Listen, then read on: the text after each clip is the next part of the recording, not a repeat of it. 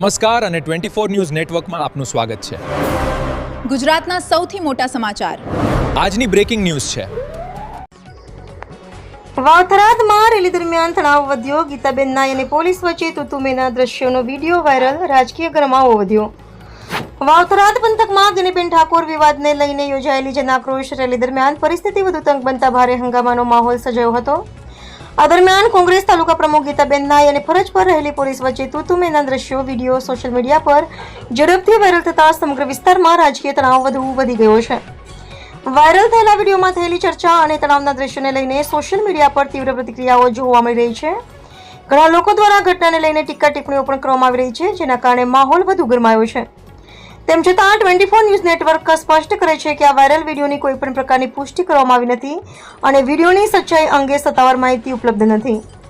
પ્રાપ્ત માહિતી મુજબ રેલી દરમિયાન ભીડ નિયંત્રણ અને વ્યવસ્થાને લઈને ચર્ચા દરમિયાન પરિસ્થિતિ તંગ બની હતી અને ત્યારબાદનો વિડીયો સોશિયલ મીડિયા પર વાયરલ થયો છે। ઘટનાને કારણે કેટલાક સમય માટે અશાંતિભર્યો માહોલ સર્જાયો હતો। ઘટના સ્થળે કોંગ્રેસ આગેવાન ઠાકરસિંહ રબારી સહિત અનેક આગેવાનોને મોટી સંખ્યામાં મહિલાઓ હાજર હતા। પોલીસ તંત્રએ તાત્કાલિક હસ્તક્ષેપ કરીને પરિસ્થિતિને કાબૂમાં લીધી હતી, પરંતુ ત્યારબાદનો વિડીયો રાજકીય ચર્ચાનો કેન્દ્ર બની ગયો છે। હાલ સોશિયલ મીડિયા પર આ ઘટનાને લઈને સતત ચર્ચા ચાલી રહી છે અને આ મામલો વધુ રાજકીય રંગ પકડી રહ્યો છે। રિપોર્ટર રાણાભાઈ પારેગી, વાવ, થરાદ, 24 ન્યૂઝ નેટવર્ક।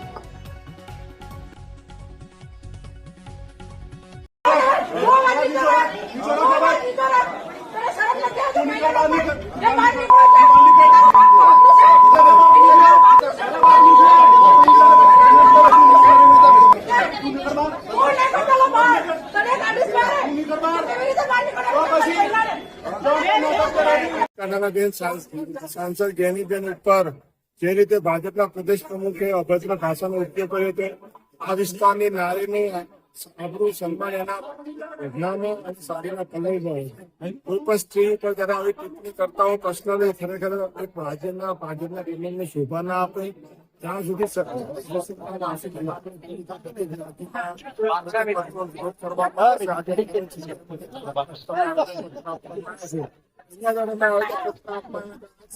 પોલીસે મહિલાઓને ગાળો કાઢી છે। મહિલાઓને પ્રેમ છતાં ધક્કા મારવામાં આવ્યા છે। સન્માનની વાતો કરનારી સરકારના નારીઓને ક્યાં સન્માન નથી। ભાજપના પ્રમુખથી લઈને ભાજપની આ પોલીસ સુધી તમામ લોકો નારીઓની આબરૂ લેવા બેઠા હોય તો કોની પાસે લોકો થશે? એ પોલીસે મહિલાઓની સુરક્ષા કરવા કે આબરૂ લેવાની તમને આજે પ્રશ્ન જોઈ રહ્યો છે। જે રીતે વિશ્વકર્મા એ શબ્દ વાપર્યા હજી સુધી માફી નથી માંગી, એ એક શરમજનક છે। એક બાજુ નારીના સન્માનના નામે આખા ભારતની અંદર તમે તાયફાઓ કરતા હો અને ત્યારે અહીંયા ખરેખર ગુજરાતની અંદર એક સાંસદ તરીકે ચૂંટાયા છે, એને શું ગુનો કર્યો? ગેનીબેને સંસદની અંદર જયારે નારી વંદના બિલ આવ્યું ત્યારે એમાં એક પ્રશ્ન ઉઠાયો હતો કે ઓબીસી મહિલાઓને પણ આની અંદર આરક્ષણ મળવું જોઈએ। શું ખરેખર ઓબીસી મહિલાઓને આરક્ષણ ના મળવું જોઈએ? એમાં એ પ્રશ્ન ઉપર ગુનો કર્યો તો આ તો 100 વખત ગુના કરવાના છે। તમામ સમાજના પ્રશ્નો માટે હંમેશા ગેનીબેન લડ્યા છે, ત્યારે આવી રીતે અશોભની એકદમ ગરીબ પરિવારની, ગરીબ સમાજની દીકરી છે, ઠાકોર સમાજની દીકરી છે, ત્યારે આના પર આવા તમે આક્ષેપો કર્યા છે। ગમે તે ગરીબ પરિવારની, સુખી પરિવારની એની આબરૂ છે ને એક સાંસદને માટે જે આ શબ્દ વાપરે અમે વખોડીએ છીએ। પત્ર માટે આવ્યા હતા મહિલાઓના સન્માન માટે, જે અમારા બનાસકાંઠાના સંસદ ગેનીબેન સંસદ છે અને ભાજપ પ્રમુખ વિશ્વકર્માજી એ અપમાન કર્યું હતું, અપમાનજનક શબ્દ કાઢ્યા હતા। તો સાડીના સેડામાંથી ખુરશીઓ કહે છે, પણ માના સાડીના સેડામાં મુમતાજ હોય, ખુરશીઓ ના હોય।